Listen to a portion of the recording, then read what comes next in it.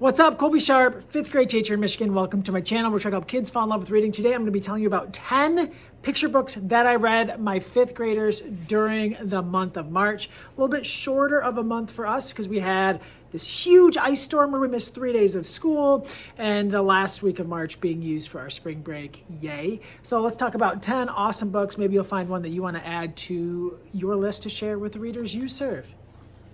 First up, I have a question. This would be the perfect book to read aloud to kids at the beginning of the year, really anytime during the year, but as you're setting that culture, as you're trying to help build a community in your classroom, this is the book for you. So we have this kid here, and this kid has a question, but very nervous to ask, worried about what will happen if they ask, how they'll be embarrassed, how everyone will laugh at them. But then they end up asking the question, and you can see just how that leads to other people asking questions, and it helps to get everyone knowing that it's good to ask questions, and that's where we learn and grow, and one question leads to another question, leads to another question, and leads to lots of learning and fun and excitement. I have a question, a must own for all classrooms, especially building that community. Next up, I Want a Dog.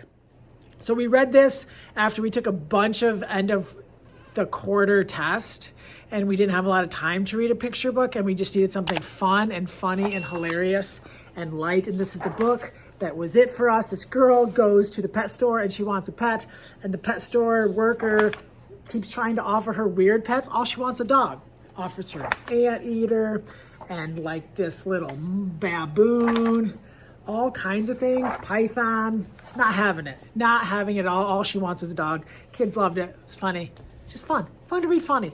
All right, let's see. Oh, this one's really powerful.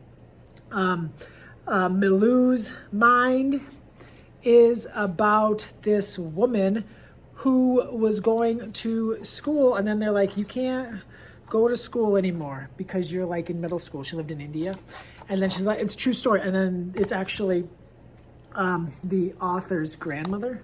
And she's like, I've got to go to school. And then she eventually is able to convince her family that she needs to stay in school. Eventually she gets married and her husband's like, you got to stay home. And then she's like, no, I'm not going to stay home.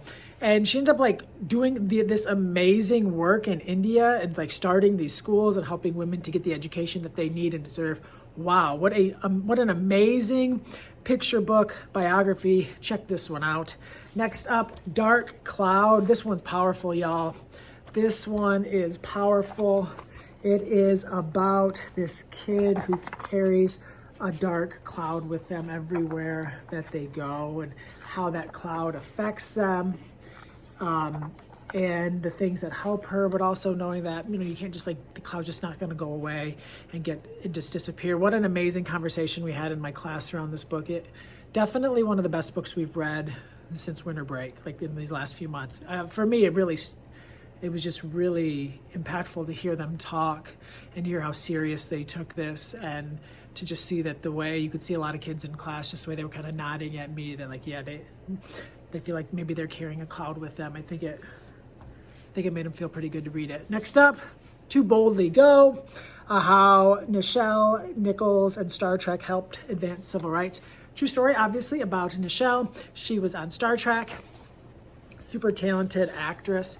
And then she wasn't getting like the love and the lines and the work on the show that she wanted, so she was gonna leave. But then she was at a gathering of some sort, I can't remember exactly, and Dr. Martin Luther King Jr. was there, and Dr. King talked about how it was the only show he would let his like primetime show that Dr. King and Greta would allow their kids to watch, and how it was because of her, and he wanted his kids to see her in that role on primetime television. Wow, what a book. Take Charge Girl blazes a trail to Congress. What an awesome story. The story of Jeanette Rankin, a United States Congresswoman, one of the first, and holy smoke, she didn't mess around. And she found a way. She couldn't even like vote. Like she was like elected to Congress before like women in all states could vote, before that was fixed. So wow, it's a really interesting book. My kids are pretty blown away. Like all women have only been able to vote in this country for a little over 100 years. That's ridiculous. So Great book. Grandma Gatewood. Well, you can see we're really celebrating women's history here in 5th grade. It doesn't mean we're going to stop just because March is about over. But Grandma Gatewood hikes the Appalachian Trail. Holy smokes, this woman had all these kids, did all these things. And then she's like, I don't remember, like 67 or 57. She's just like, all right. 67. She's like, I'm going to go. And the family's like, all right. And then she hikes the Appalachian Trail. It's through like 14 states, thousands of miles. It's awesome. And Jennifer's art is the best. Next up, Rosetta. Rosetta. Warning, if you read this book, you will probably, like me, go to Spotify and then listen to a bunch of Sister Rosetta Tharpe's music and you kind of jam out a little bit. So what an amazing story. Always fascinated by like people who live like successful creative careers, like the things that shape them growing up, and the way that this story unfolds is just really fascinating. So check it out. I really loved it. And the art, seriously, look at that. Probably going to be on the Call the Cut list at the end of the year. It's a beautiful one. Josephine and her dishwashing machine. Kate Hannigan becoming one of the great nonfiction storytellers for young readers. A story of Josephine and how she wasn't like, having these parties and all these dishes. She's like, no, I ain't got time for that. So she wanted to kind of figure out a dish. She created a dishwasher, revised it, did all this stuff. And they're like, well, you know, probably can't, this company's probably not going to work if it's run by a woman. So you're going to have to like give it up, sell the patent. She's like, oh, that ain't how it's going to happen. That's not what's up.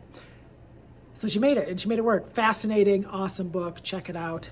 We loved it. And then finally, we reread the day it came out. This is a story. You can see the poster right there. Hi, Mr. Shu. Hi, Lauren Castillo. A beautiful love letter to story and to book matching and to what stories and books and reading can do to our hearts and our souls. If you haven't read this one, you are in for a treat.